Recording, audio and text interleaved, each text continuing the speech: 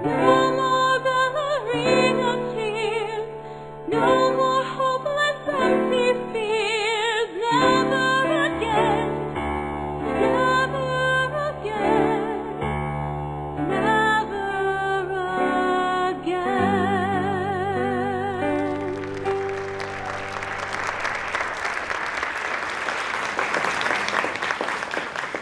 Dr. Kristen Slater earned her doctorate of psychology from Loma Linda University and went on to complete a fellowship in pain psychology at Stanford University School of Medicine in the Department of Anesthesiology, Division of Pain. That was a mouthful. Dr. Slater feels, and I quote, "It is an honor to work collaboratively with patients, and she believes that each person with pain possesses unique strengths with the potential to live a meaningful life." When I first spoke with Kristen by phone, I quickly knew that she was one of the most special people I'd ever met, a woman with enthusiasm and compassion to burn. And when I asked Kristen how she got interested in pain, she said she comes from a family of doctors and always wondered what happened to her father's patients who did not do well after surgery. Wow. On that note, let's give a warm welcome and a big congratulations to our newlywed, Dr. Kristen Slater.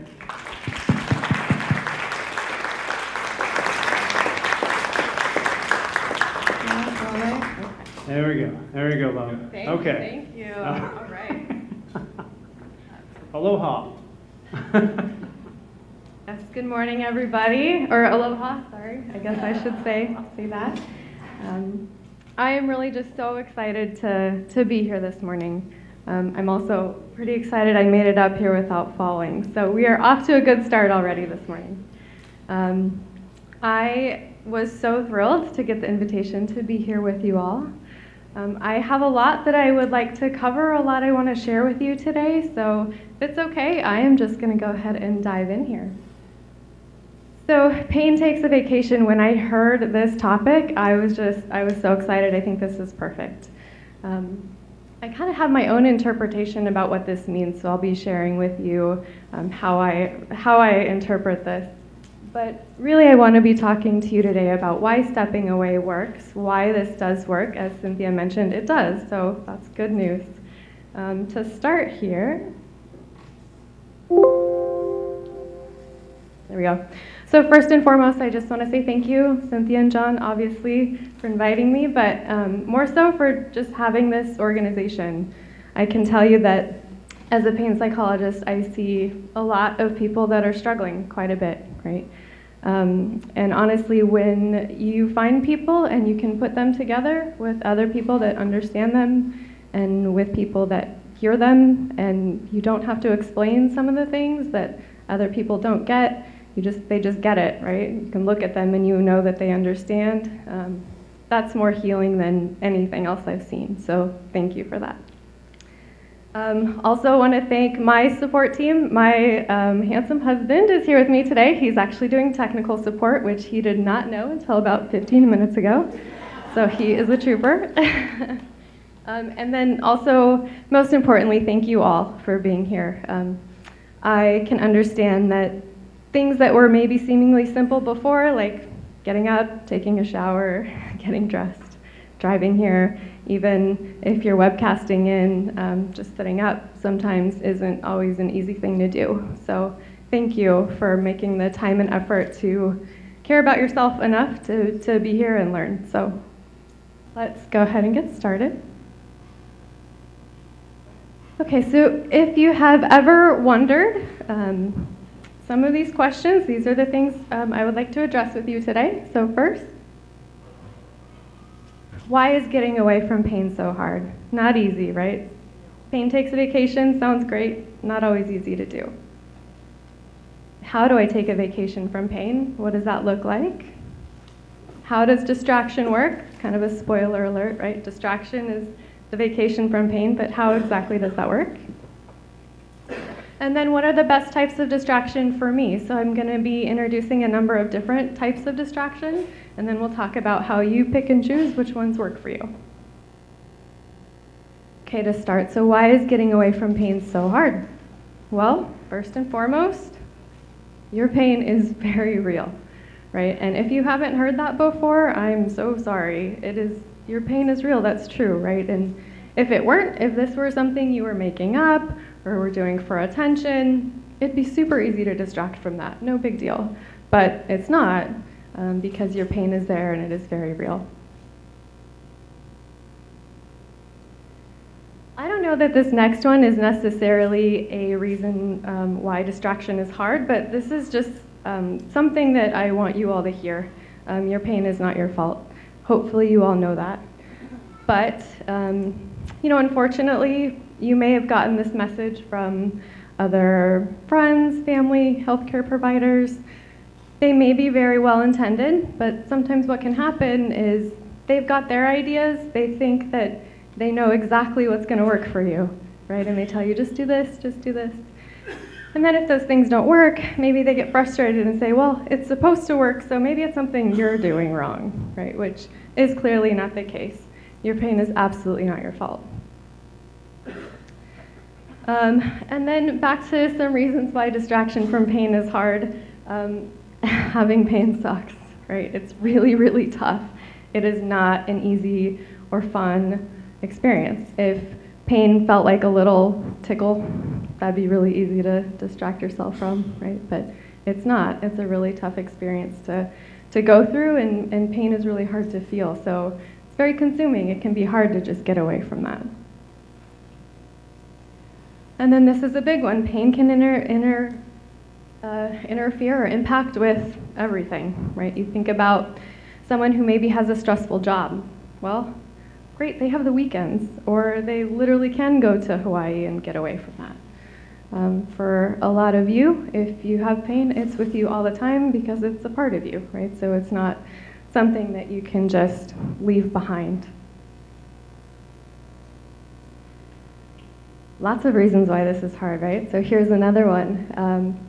Acute pain, or maybe when you were first injured, this is how maybe you expected pain to look. So we've got, let's see if this works. Okay, so we've got your pain level here, right? And time. So when your pain first happens, when you're first injured, think about if you break a leg. First day hurts really bad. But then as time goes on, the pain gets better and better and better. So even if you're in the middle of it, if it's following this progression, you know, it's okay, tomorrow will be better, no big deal. It's easier to get through. Chronic pain looks a little more like this, right? So it doesn't follow a clean, nice path like that. It's messy, and it's confusing, and it's up and it's down. And a lot of times it can feel very out of control, which is tough, right? And our minds prefer this. We can understand this, very confusing. Anytime our mind doesn't understand something, it tries over and over and over to make sense of it, right? So when chronic pain doesn't make a whole lot of sense, it's really easy to see how your mind just keeps perseverating over and over and over, trying to figure all this out, right? So that's another reason why distraction is hard. All right, so pain catastrophizing. Has anyone heard this term before? Some? Okay. So this is the official definition. So I'll read through it quickly. It's kind of technical, but it's an exaggerated cognitive and affective reaction to an expected or actual pain experience, and is characterized by magnification of the potential negative aspects of pain, an inability to disengage from thoughts about pain, and a feeling of helplessness in coping with pain. So it kind of sounds a little dramatic, but basically, if you've had thoughts like this, I'm scared for my future, having pain is awful, and having pain is terrifying. These things are getting worse and worse, and there's no end in sight. I'm going downhill. I don't know what's going to happen. My pain is out of control. I don't know what to do about it. There's not much I feel like I can do. I feel trapped by my pain. Hear that a lot? Pain is taking over my life. So the official definition kind of translates into some of these thoughts, which, maybe before if someone read you this definition, right, maybe the implication is, oh, you're way over exaggerating, you're just a hypochondriac. Has anyone heard that before, right? Maybe give you a diagnosis, hypochondriasis. But if you have had these thoughts here, then I also have a diagnosis for you, which is normal, right? So it's very normal to have these thoughts, and actually this pain catastrophizing is thought as normative versus something versus a hypochondriac would have. So we're recognizing that now. We're recognizing that it's really tough to have pain and your mind just naturally goes down this route, right? So while it's a very normal process, it's not exactly helpful. So we know that people who find their minds going here have greater levels of avoidance of daily activities, so they're not doing as much. They have more emotional distress and depression. Their physical dysfunction is less. They also have more occupational interference. Pain intensity is higher, so this actually does make your pain worse, and it's harder to disengage from thoughts about pain. It's hard to really think about anything else. It's very, very consuming. You can't really shift to other tasks.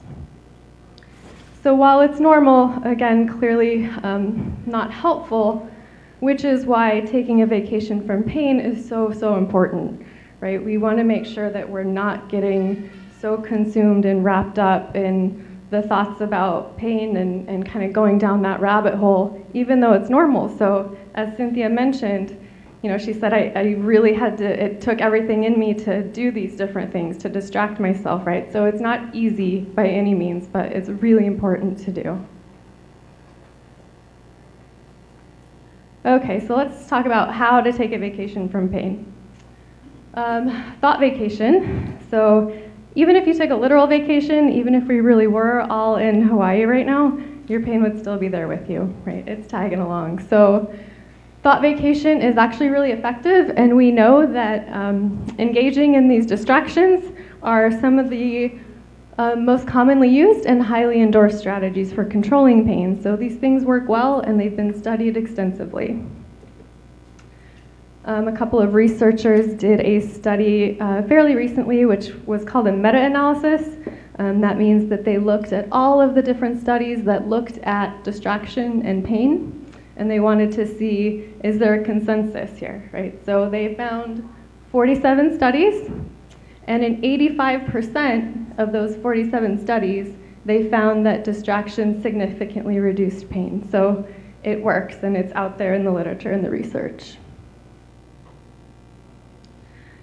Okay, so how this works, there's an idea called capacity theory. So if you're looking at this and you're anything like me, there are way too many arrows here. There's like some squiggly lines right there. This part kind of looks like a circus tent, so if you're thinking like me, like yikes, right? Like that is a little overwhelming. So I want to try to explain it in a way that, at least in my mind, is a little more clear. This looks better, right? We can handle this. Basically what capacity theory says is that you've got a brain, hopefully, and you've got a certain amount of space, a certain amount of things that your brain can attend to at any given time. So, for example, in my brain, I may be thinking about my friends or family, how much I love them, and then I'm thinking about, oh, I love my dog too, right? And I love him, but if you have a dog like mine, maybe you're thinking, what pair of shoes is he chewing up when I'm at work, right? So I think about my wonderful husband a lot. If you're thinking about your significant others, people you love, that takes up a lot of space. Obviously, that cute purse that you saw online or in the store. Obviously, chocolate too, right? That just pops up every once in a while. All right, so capacity theory tells us that we can only pay attention to a certain amount of things at a certain given time. Your mind is not infinite. So when pain comes in, it takes up some space. And when it does that, it replaces some of the other things that maybe were important to you before, right? So your life essentially becomes smaller because there's not as many different aspects that you're paying attention to, that you're engaged in. And then if you really tend towards that pain catastrophizing, it can start to look like this, right? Where pain is very, very consuming for all of those reasons we mentioned, why distraction is so hard. So it's pretty easy to see how you can fall into this. Whenever I see a patient for the first time, I always ask them, what are some of your goals? What do you want to do moving forward? A lot of them aren't able to answer that. I don't know, I can't think of anything but my pain. I can't just think forward, I can't think past that. So, clearly there's a lot of people that just have this in their head and there's not a whole lot of space for anything else. This is kind of a little joke, right? So I just ordered my Life Alert necklace, so if I ever get a life, I'll be notified immediately. All right, so if pain really consumes you and it does become your life, then maybe you feel like this. And this is obviously meant to be a joke, but it's not. It's really, really tough to lose a lot of things with pain. You gain a lot with pain, a lot of doctor's appointments, a lot of medications, a lot of pain. But with pain comes a lot of loss as well, right? Loss of, you name it, relationships, abilities, work, jobs, sometimes even loss of self-esteem or self-identity. So there's a lot that comes with pain. So then the goal, right? And I think this is why distraction is so important. And to me, distraction means putting things back into your life that really matter to you. So if you can do that, then capacity theory tells us that when you're intentionally paying attention to these other things, then pain can't take up as much space, right? So it can become smaller. Still gonna be there, but not to the degree where it's taking over everything. Okay, so now we can see kind of the theory behind distraction, but I wanna give you guys a little test. I want to have you not hear it from me, but to see for yourselves if it works. So we are gonna go ahead and do that. This is a test of selective attention. So it's not showing up on the screen. Count how many times the players wearing white pass the basketball. And go ahead and pause it.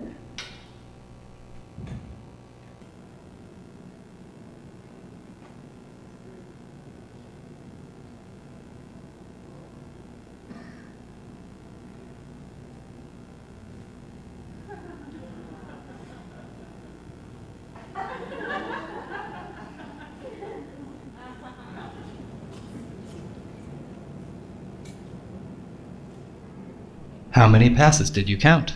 Anyone?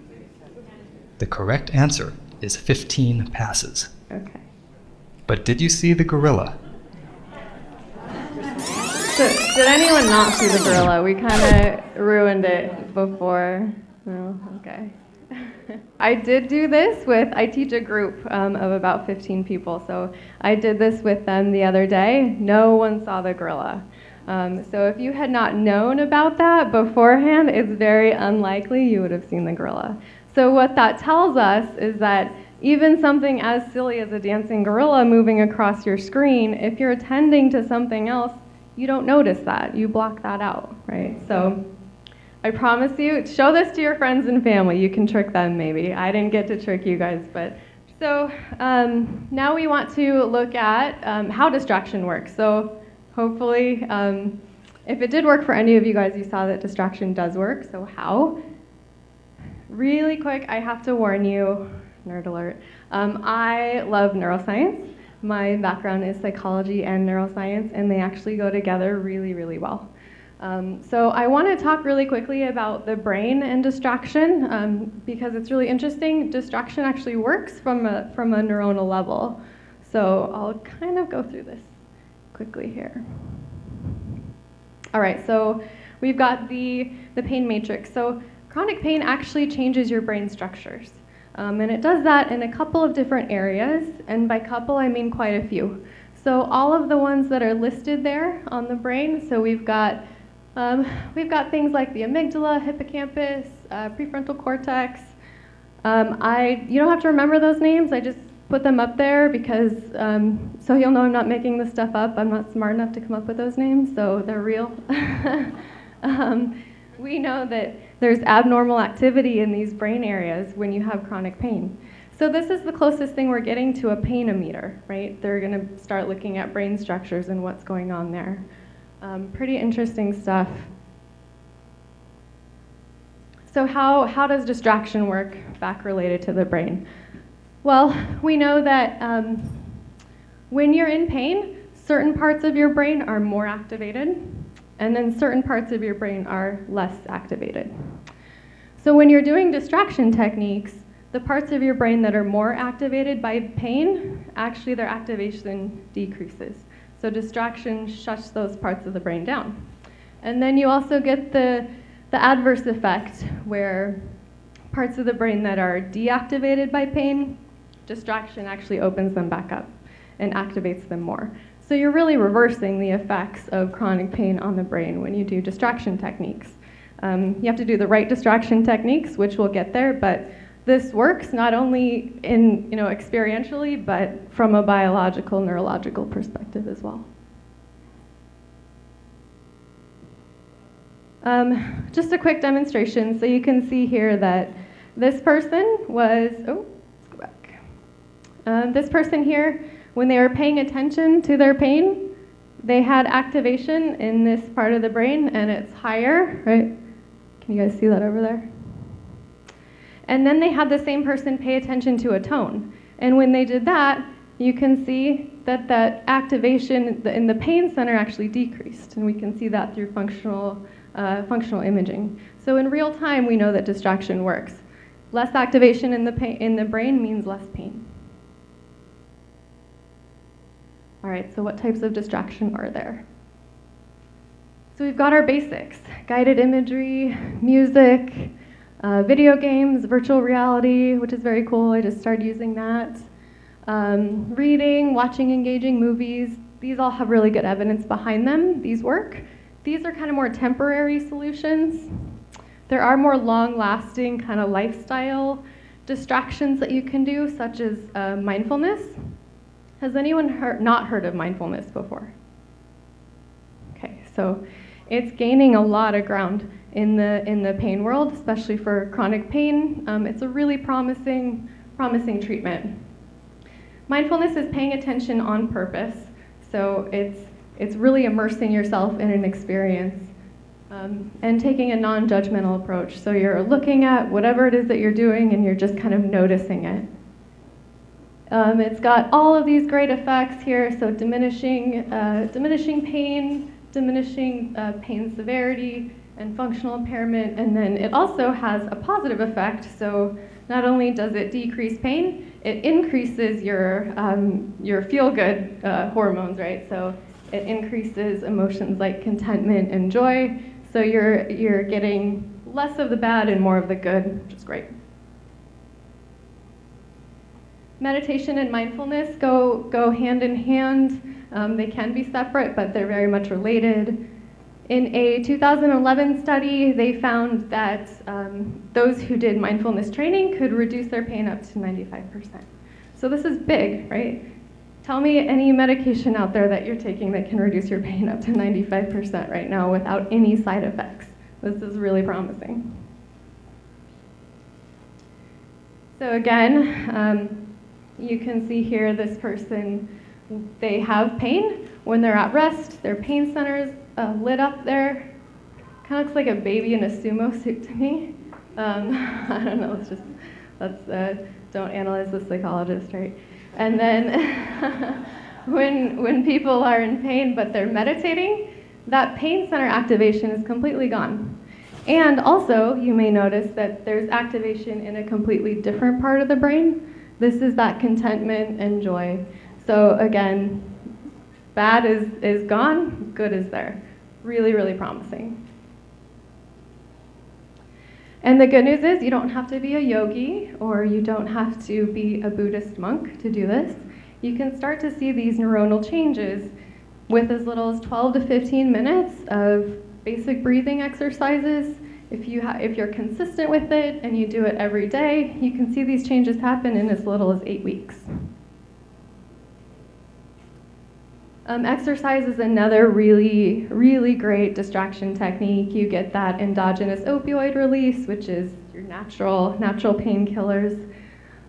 It's got a lot of really great side effects. We know that exercise is as effective as antidepressant medications, so it helps with your mood as well. I'm not going to spend a whole lot of time on this one because I'm sure a lot of people have talked about it before. There's a lot out there on it. I want to introduce you to some of the ones maybe you not have heard of as much before. Laughter is great, as Cynthia mentioned. Laughter is one of my favorite ones. So again, laughter, a lot of really positive side effects, gets those natural painkillers going. They've got this thing called laughter yoga. Has anyone tried this before? Yeah. So it's a yoga class, but you go in just to laugh, right? So sounds really silly, but like how much fun is that? I did a face yoga class with my mom one time where you make really funny faces. I think that ended up being a laughter class as well. It's pretty funny. So laughing alone is great, but social laughter is even more important. So if you're laughing with your friends, we know that that helps you feel good, but it also increases your pain tolerance. So if you're thinking, your friends invite you out for dinner and you're thinking, well, I don't really know if my pain will be able to handle that, maybe challenge yourself to go, because you may be able to handle it more than you think, right? Because you'll have more tolerance for that if you have funny friends. I guess that's the key. Make sure your friends are funny. All right, staying connected. This kind of goes along with the same thing. A really cool study in 2014 came out of Italy. They found that social pain, which is the loss of relationships, so loss of loved ones, feeling disconnected, that actually activated the same part of the brain as physical pain. So that term, love hurts, it's a real thing, right? We know that with social pain comes physical pain, they're hand in hand. So this can work to your detriment, but it can also, connecting with others can be a really positive thing, and you can use it as a strength as well. So those who seek social support have greater levels of individual resilience.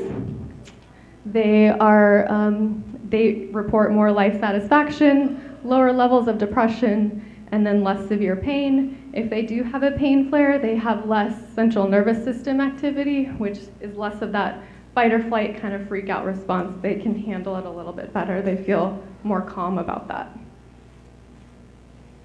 Love and pain is one of my favorites. So again, a really cool study out of Stanford. They took some kids their students had just fallen in love, brought them into the lab, had them bring a picture of their significant other and then a picture of an equally attractive acquaintance. And then they applied pain to them, naturally. And then they had them rate their pain when they were looking at the picture of their loved one versus their acquaintance. So they found a 44% decrease of moderate pain when they were looking at their loved one. And it eased severe pain by 10 to 15%. This is severe pain we're talking about. So these are some pretty strong effects. They found that it had a different neuronal pathway than distraction itself. So if you're distracting yourself and you're with someone you love, you're hitting it from two different angles, right? So really, really cool findings here. If maybe you haven't just recently fallen in love, there's other implications to this study, which are do things that you love, do things that make you feel good, right? You can be really creative with that, and it can have very similar effects. I'm going to list just some techniques to enhance positive affect, but I want to go through these pretty quickly for time's sake, so I also have these in a handout that was at the front. And maybe for those of you online, we can maybe post these online if possible. So I'll go through these quickly, but these are things where if you haven't just fallen in love, right, you can do these anywhere. You can do these sitting up in bed really fast. So 3 good things, gratitude journal, if you guys have done that, write down things that happened to you that day, list your strengths and use those in new ways. Gratitude visit, write a letter to someone that has meant a lot to you and share it with them. Savoring, this is stop and smell the roses, engage all of your senses with something that you enjoy. Acts of kindness, this is one of my favorites. Do something good for someone else, you will feel great about that. Best possible self, so a lot of times we imagine worst case scenario, but try to turn it around a little bit. Think about what would life be like if I was utilizing all of my strengths and things were going well. And then flow, these are identify activities that you find completely absorbing, challenging. These are things that are meaningful for you. And this one I really work with people a lot on. I emphasize that one quite a bit. So if you do these things, they've done a lot of studies on these things specifically, less pain intensity, more pain control, less pain catastrophizing and interference, greater life satisfaction, greater positive mood, and less depression. So those are all wins and pretty easy things that you can do. What type of distraction is best for me? So unhelpful distraction is distraction that you just do for the purpose of distraction and nothing else. I find that the most helpful distraction is distraction that really gives you a sense of vitality and it makes you feel alive and it's really meaningful for you. Some of those things may be harder, but I guarantee those are going to fulfill you in a lot of different ways. They're not just temporary breaks from pain, they actually add a lot more to your life. So this is something that just kind of reminded me of that, right? So you can get lost in something just for the purpose of getting lost in it. Unless you're passionate about coleslaw, you may want to think a little bit more about some of these bigger questions and try to set goals that lead a life that go in that direction. Again, this one's on your handout, so I'm going to go through it pretty quickly, but at the end of the day, anyone can do this. Write down things that you noticed during the day that made you feel good, that were life-giving. Write down some things that were maybe life-draining, and then try to do more of the former and less of the latter. Okay, so how can this change my life? I call this living with purpose in pain. So when you are able to engage in activities despite the presence of pain, you go from this to this, right? There's more in your life besides pain. And when you do that, look at all these benefits. So less negative affect, anxiety, catastrophizing, less interference because of pain, less fear of physical functioning and emotional distress, and then less detriment of a pain flare onset. So less, and then you also get more positive emotion. You're actually more physically active and more physical function. You feel like you're more confident in the coping strategies that you can use with pain. So a lot of really, really great benefits, right? So just real quick to kind of sum up here. So here are my key ingredients to living a vital life. So live with intention. Do these things. I know they're not easy. Do them anyway. Various strategies that we've mentioned. Build a good support team. For those caregivers that are here, thank you. Willingness to do what matters. Self-care and compassion. These things are hard. You're going to run into struggles and battles. Be kind to yourself. So again, I want to emphasize, some of you may be thinking, sure, easy for the girl up front to say, right? Easy to look at on slides, a lot harder to imply in everyday life. So I can understand that for sure. I can tell you that I'm not a researcher. I love research, but I work directly with people and I use every single one of these strategies and I've seen them work in a really, really powerful way. So this is hard. It's very difficult, but it's possible and it's worth it. Very worth it. So last thing here, I just want you all to know that you are strong for getting out of bed, even when it feels like hell. You are brave for doing things even though they scare you and make you anxious. And you're amazing for trying and holding on no matter how hard life gets. So I hope you're really proud of yourselves for being here today and for being open-minded to trying new things. You really do deserve it. And remember, your journey is not over. Thank you very much.